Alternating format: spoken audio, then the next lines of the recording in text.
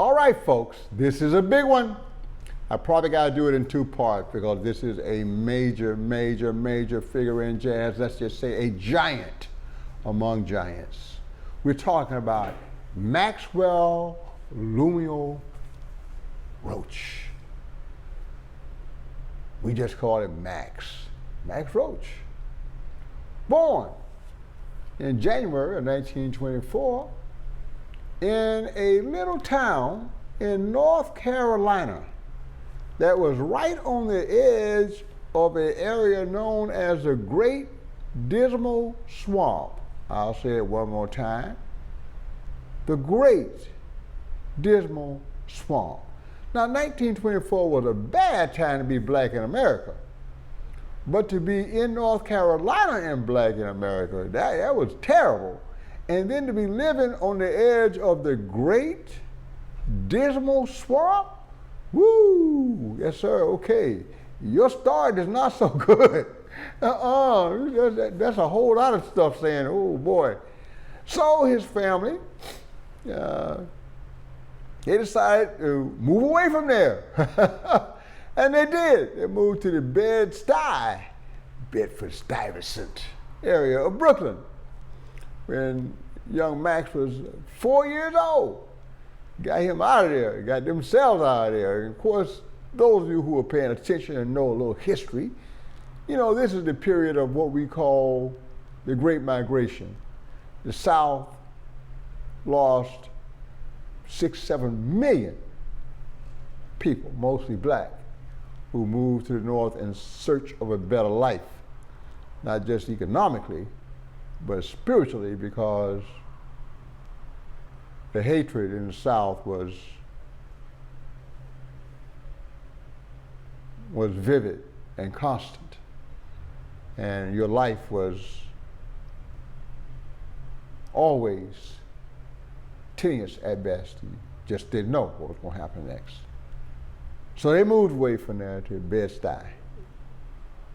Now, little Max grew up in Bed-Stuy with a mother who was a gospel singer.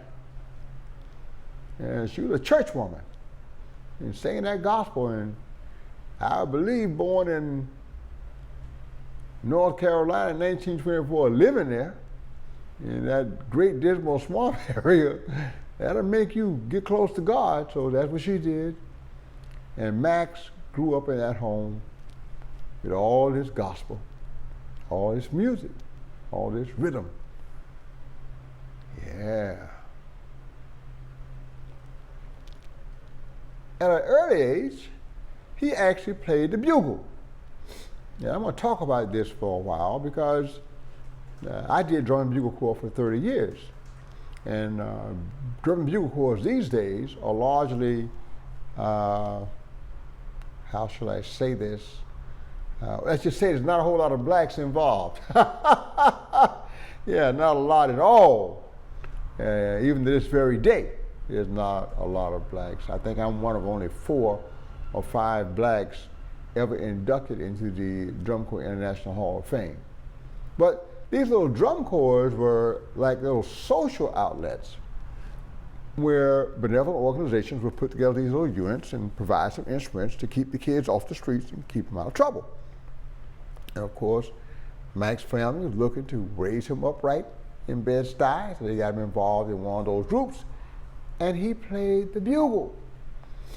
Now, at some point, he transitioned to drums. And the understanding is he transitioned to drums primarily to play behind gospel groups, probably because his mama said so. So he's back there just playing grooves for the gospel thing. And that's working really good. But he was extremely talented. And the first instrument being a melodic instrument, his approach to drumming was informed by the melodic impulses he had gained from playing a melodic instrument such as a bugle. He progressed really, really fast. He worked really, really hard. So hard that at 18 years of age, he got a call to replace Sonny Payne in Duke Ellington's orchestra. Let me say it one more time.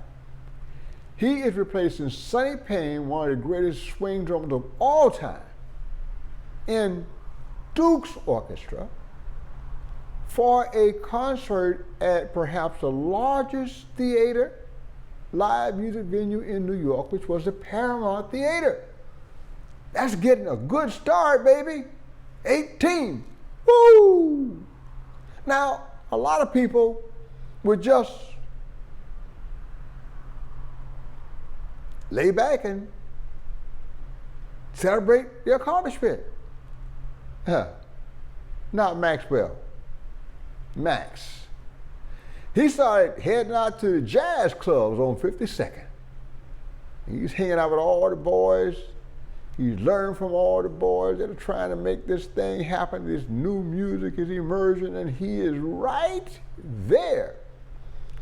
And eventually he goes over to 78th and Broadway to play with his schoolmate at the Boys School of New York in Bed-Stuy, Mr. Payne, who was a baritone sax player. They're playing at Georgie J's Tap Room on 78th and Broadway. That's one of his first professional gigs. He kept going over to 52nd and into Harlem and eventually into Minton's, where the bebop thing is starting to happen. And during his life, his early life, he played with everybody that was anybody. I'm going to try to name as many as I can because I do mean everybody. Charlie Parker, Dizzy Gillespie, Thelonious Monk, Bud Powell, Abby Lincoln, the great singer, Dinah Washington, Coleman Hawkins, Clifford Brown, just Richie Powell, just on and on and on, Sonny Rollins, Harold Land. If they were on the scene, they wanted Max to play with them, even Miles Davis. Yeah, they wanted him. Now, Max and Brother Clark, they're doing something different with the drums. They're starting to play melodically on the drum. They start not just to play time, but to play with the melody, accentuate the melody, fill things up. They've taken themselves out of just playing time, and they're now playing music, integrating themselves inside the arrangement, inside the melody, inside all of that. They're using the rise cymbal different. They're using the bass drum different. And they're certainly using that hi-hat different. You see, Max watched and learned. And I have seen him walk on stage with a single instrument or part of a drum set, the hi-hat, and just play a concert on the hi-hat. He got that from Papa Joe Jones. And no one did it better than Max except Papa Joe Jones. So Max had this incredible arsenal, and he is creating this new approach to jazz drums. Most people will tell you that he may be the most important drummer in the history of modern jazz. One thing I want to mention, his experience in drum corps, or in little corps playing with bugles and street bands, was not unique to him. Another great drummer, Elvin Jones, also played in street bands on drums and was actually a rudimental stand drum champion in the state of Michigan, which is where Elvin was from. And Max had the same kind of chops that Elvin had, but he also had that other stuff that Elvin inherited from Max. Now, you would think that would be enough That'll be enough. He's playing with the biggest cats. He's changing the direction of jazz as we know it. He is reinventing jazz drumming. Not enough. 1950, right at the transition between bop and hard bop, he enrolls at the Manhattan School of Music, not to study jazz, but to study classical percussion. He wanted it all. He wanted great rudimental snare drum with that match grip. He also rudimental grip. He also learned the match grip because he was playing timpani, and xylophone, and vibes, and marimba, and all that, and all the other smaller percussion instruments. He studied from 1950 to 1953 at Manhattan School of Music. He is so highly regarded by the Manhattan School of Music that in 1990, they awarded him an honorary doctorate in music. This is a bad boy. And this is somebody who's hungry for knowledge. But not only did he pursue the classical at the Manhattan School of Music, you see, he also was very interested in Afro-Caribbean music. And I said Afro-Caribbean. I didn't say Afro-Cuban. So, in the late 40s, just before he went to the Manhattan School of Music, he went down to Haiti. I said Haiti. That's not the way you say it. I was corrected by a Haitian many years ago. Haiti. He went to Haiti and studied African and Afro-Caribbean drumming with a master drummer, a Roach, legendary drummer in Haiti. He comes back and continues to do his thing at even a higher level and starts integrating his toms to create even more melodic content in his drumming because, as you know, African drums are tonal. And he used his toms to emulate all that he had learned in Haiti. Oh yeah. He's a sponge, an aggressive sponge. He's never satisfied. He wants to learn. And he wants to learn just so he can take his music to a higher level. And not just his music, the music he loves, jazz, to a higher level. Jazz to a higher level. Now, Mike's played everything. He played classical, he played pop, he played this and that. He even did some work with hip-hop artists. We'll talk about that in part 2. But through it all, he remained a jazz drummer, period.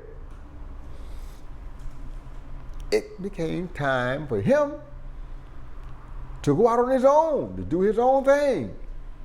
And there's a young trumpet player who is tearing the world up. His name is Clifford Brown. They call him Brownie. Oh yeah. He ends up playing with Brownie and making, I think, 6 or 7 albums with him. All the albums I think Brownie made for the most part with this particular group. And in that group is Richie Powell, who is the brother of Bud Powell, and Harold Land, and cats like that. And man, it's cooking.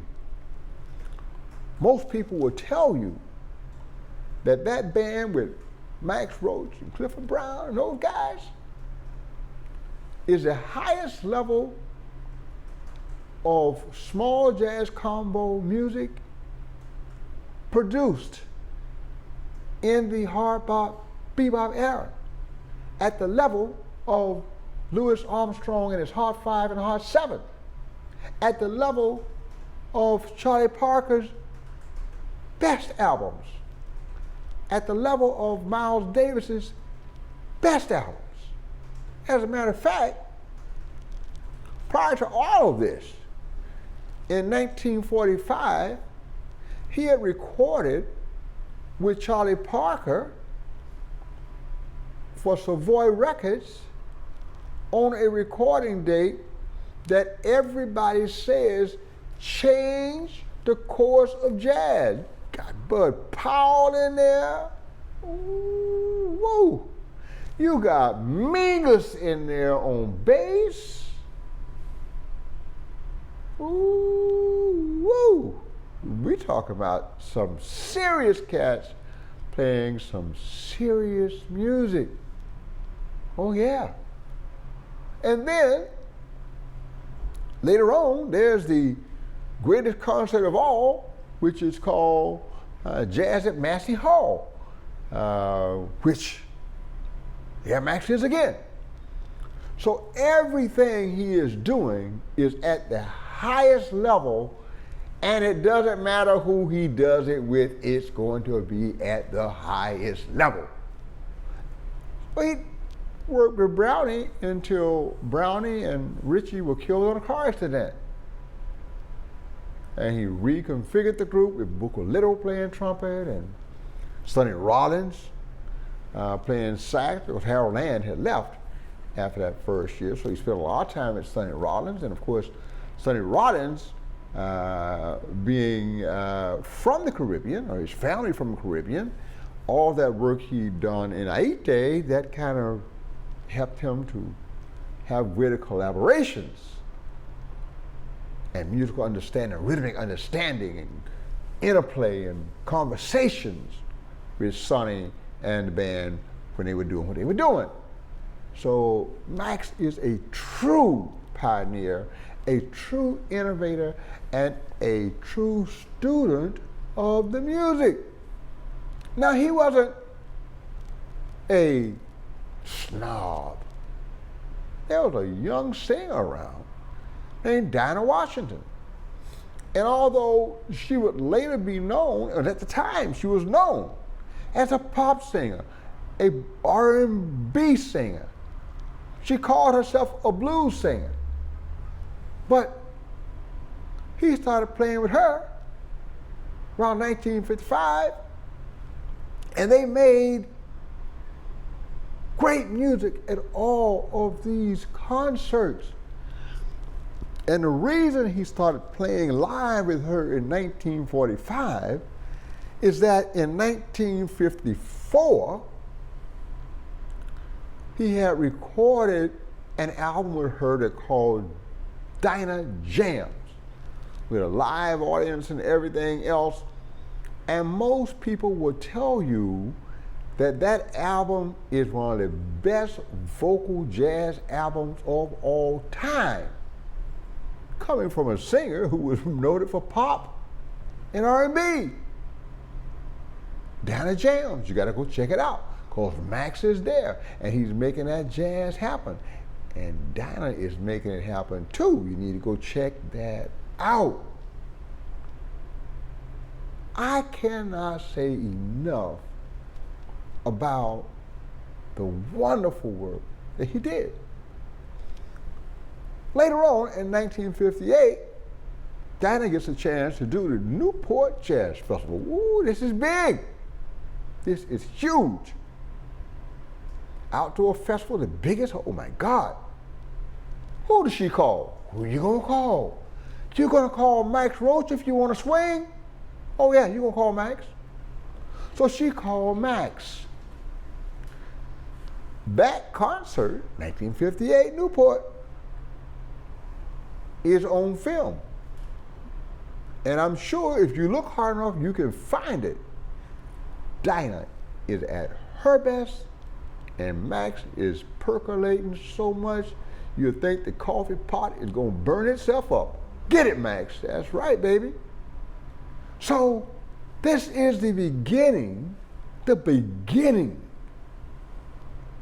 of the career of Mr. Maxwell Lumio Roach. And the best is yet to come. So I'm going to pause at this point And we're going to end Max Roach Part 1 right now. He did get a lot of great awards, and we'll talk about that later. He made all this great music. We'll talk about this later. He supported other musicians. We'll talk about that later. He was a family man. Well, yeah, he was married 3 or 4 times, but he took care of his kids and his grandkids and even his wives. All 4 of them continued to love him to the very end.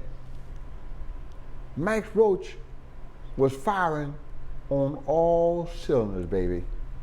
And that is why he is such a legend and a giant among giants in the world of jazz, especially jazz drumming. We'll be back. Thank you.